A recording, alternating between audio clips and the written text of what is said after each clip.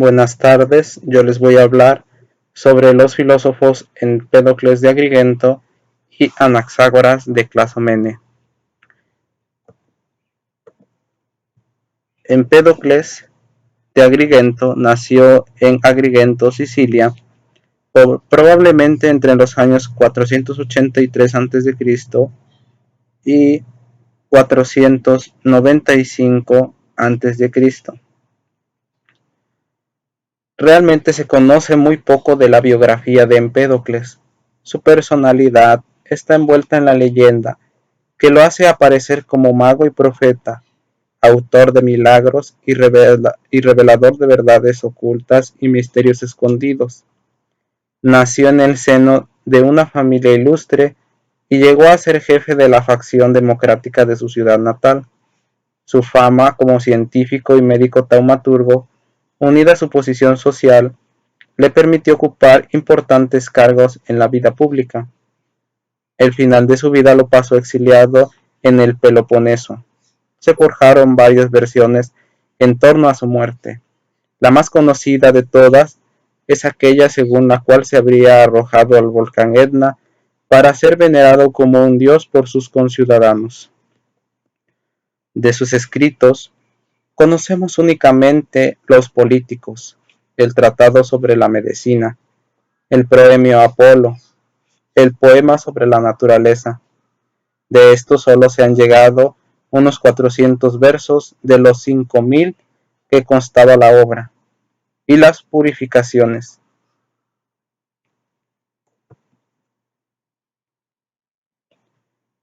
Empédocles fue el primero de los pensadores del eclecticismo pluralista que intentó conciliar las visiones contrapuestas de la realidad a la que habían llegado Parménides y Heráclito. Empédocles postuló como principios constitutivos de todas las cosas 4 raíces o elementos inalterables y eternos: el agua, el aire, la tierra y el fuego, y al combinarse en distintas proporciones por efecto de 2 fuerzas cósmicas, el amor y el odio, dan lugar a la multiplicidad de seres del mundo físico. Desde sus orígenes y a lo largo de todo el periodo llamado cosmológico o presocrático, la filosofía griega había supuesto la existencia de un principio constitutivo, arjé, común a la diversidad de seres de la naturaleza.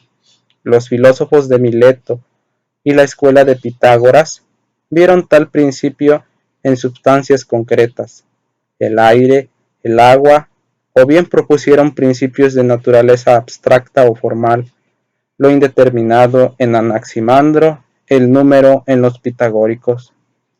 El desarrollo de esta indagación acabaría conduciendo a las concepciones antitéticas de la realidad de Parménides y Heráclito. Para el primero lo real es uno e inmutable, siendo su continua transformación mera apariencia, mientras que el segundo vio precisamente en el incesante devenir la verdadera naturaleza de lo real. La filosofía de Empédocles representa la primera tentativa de armonizar ambas posturas, intento que secundarían Anaxágoras y los atomistas. Todos ellos aspiraron a una síntesis eléctrica, proponiendo como arjé una pluralidad de elementos o partículas que dentro del devenir mantenían su inmutabilidad. Para ello estableció como principios constitutivos de todas las cosas 4 raíces, las 4 elementos naturales: el agua, el aire, la tierra y el fuego. Según Empédocles, lo que provoca el continuo cambio, el perpetuo devenir heraclíteo, son 2 fuerzas cósmicas que llamó amor y odio. El amor tiende a unir los 4 elementos como atracción de lo diferente. El odio actúa como superación de lo semejante. Cuando predomina totalmente el amor, se genera una pura y perfecta esfera, toda ella igual e infinita, que goza de su envolvente soledad. El odio comienza entonces su obra, deshaciendo toda la armonía hasta la separación completa del caos. De nuevo el amor intenta para volver a unir lo que el odio ha separado, y así las dos fuerzas en sus cíclicas contenidas dan vida a la diversidad, a las diversas manifestaciones del cosmos. Las cuatro raíces y las dos fuerzas que lo mueven explican asimismo el conocimiento según el principio de lo que semejante se conoce con lo semejante, pues el hombre también está formado por los cuatro elementos. Las cosas emanan flujos que pasando a través de los poros de los elementos determinan el contacto y el reconocimiento. Sobre estas bases, Empédocles dedicó gran interés en la observación de la naturaleza, la botánica, zoología y fisiología, y expuso originales concepciones sobre la evolución de los organismos vivos o la circulación de la sangre. Estableció asimismo la sede del pensamiento en el corazón, tesis acogida durante mucho tiempo por la medicina. Esta doctrina de la evolución y transformación de todos los seres le da pie para la teoría de la metapsicosis. Por ley necesaria, los seres expian sus delitos a través de una serie de reencarnaciones. Aunque Empédocles no figura entre los grandes de la filosofía griega, su teoría de los cuatro raíces acabaría gozando de más de 20 siglos de vigencia, al ser adoptada por Aristóteles, que la llamó los cuatro elementos.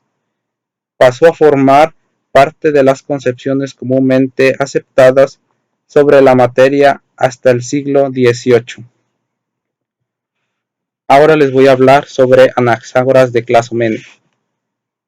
Anaxágoras de Clazomene nació en Clazomene, ciudad natal, ciudad griega de Asia Menor, fundada por unos refugiados de Mileto. Anaxágoras se trasladó en su juventud a Atenas, donde residiría por espacios de unos 30 años. Por una acusación promovida por Cleón, Anaxágoras fue sometido a un proceso de impiedad a causa de ciertas atrevidas teorías astronómicas. Afirmaba, entre otras cosas, que el Sol no era un dios, sino una masa de fuego incandescente, y que era más grande que el Peloponeso. Según los testimonios de la época, sin embargo, la motivación real del proceso fue la afinidad con Pericles. Condenado a muerte, Anaxágoras buscó la salvación en la fuga ayudado por Pericles y se trasladó a Lampsaco, donde abrió una nueva escuela y falleció años más tarde.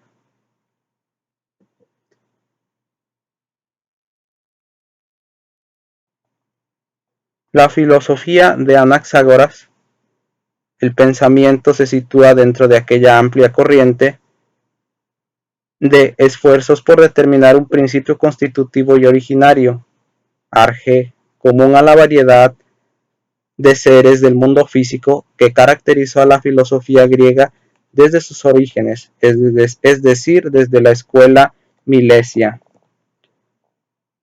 Anaxágoras de Clazomene, en cambio, explicó la multiplicidad apelando al aspecto cualitativo. Para Anaxágoras, los seres no resultan de la combinación de cuatro elementos constitutivos, agua, aire, tierra, fuego, sino que existen tanto tipos de partículas constitutivas como de seres. Hay partículas de oro, de mármol, de sangre y de cuantos seres observamos. Anaxágoras llamó a esas partículas gérmenes o semillas, pero al comentar su obra Aristóteles las llamó homeomerias, designación que han acabado siendo más empleada que la original. Las homeomerias son partículas de ínfima magnitud, invisibles, inalterables, increadas y eternas, como los elementos de Empédocles y como posteriormente los átomos de Leucipo y Demócrito. Poseen como rasgo la inmutabilidad. Para Anaxágoras, curiosamente, las cosas no se componen únicamente de las homeomerias, que lo son propias. La sangre no está formada únicamente por homeomerias de sangre, sino que también contienen aunque en mucha menor proporción, homeomerias de todos los seres restantes. Para Anaxágoras, las homeomerias son el principio material de las cosas, arjé, como lo había sido el agua para Tales de Mileto o el aire para Anaximandro. Sin embargo, en el origen del universo, esta multiplicidad infinita precisó que un impulso o fuerza esencial desencadenase una serie de torbellinos que ocuparan a las homeomerias de un mismo tipo para dar lugar a los distintos seres, esta fuerza motriz encargada de imprimir orden al caos original, el nous, inteligencia o espíritu. El gran aporte de Anaxágoras de Clasomene al pensamiento filosófico es precisamente haber introducido en la explicación del universo el nous como causa inteligente, como fuerza motriz y al mismo tiempo inteligencia ordenada. Todas las cosas estaban confusas. Después sobrevino el nous y las separó ordenándolas. La entidad del nous es tal que se halla por encima de cualquier otra realidad. El nous es infinito y autónomo, y con nada se mezcla, y todas las cosas se ven impregnadas de él. Ello le valió el aplauso de Aristóteles cuando afirmó que existe una mente tanto en los seres vivos como en la naturaleza. Apareció un hombre juicioso sobre los destinados que lo precedieron, pero Anaxágoras no llevó tal concepto hasta las más alejadas consecuencias. Se quedó ahí en la causalidad del nous, sin atribuirle al parecer una intervención activa en el devenir del mundo y menos aún una finalidad. Y esto fue lo que le reprocharían tanto Aristóteles como Platón. Por otra parte, el nous, aunque es de una materia sutilísima y pura, en Anaxágoras no llega a ser inmaterial. Anaxágoras de Clasomene le dio un gran impulso a la investigación de la naturaleza, fundada en la experiencia, la memoria y la técnica. A él se le atribuyen las explicaciones racionales de los eclipses y de la respiración de los peces, así como también investigaciones sobre la anatomía del cerebro.